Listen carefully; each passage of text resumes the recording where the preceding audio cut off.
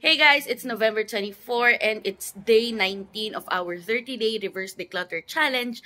At eto na yung mga naipon kong mga gamit na ide-declutter ko. So, eto. Alam nyo yung mga nakukuha nating picture sa photo booth, 'di ba? Pinaglalagyan nito.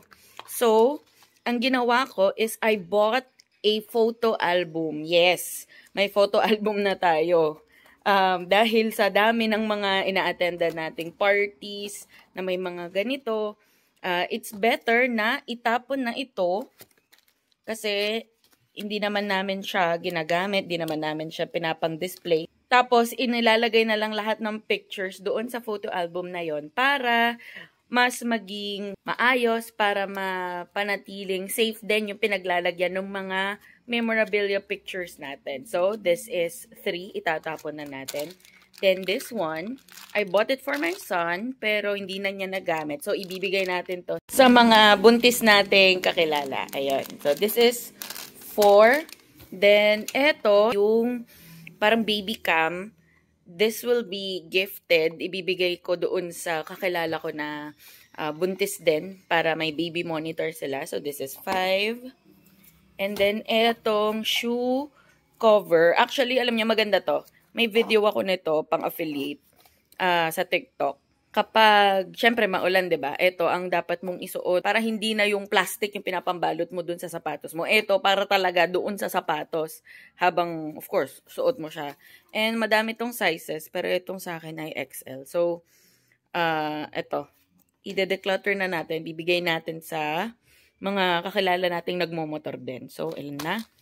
3, 4, 5, 6.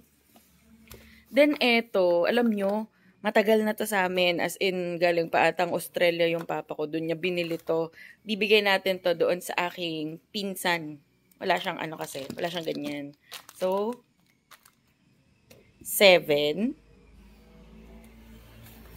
And then, ganun din ito. Ako kasi, kahit may event, hindi ako masyadong palaayos ng buhok kasi, well, di ako marunong. Pero ito, ano to pang mermaid. Ayan.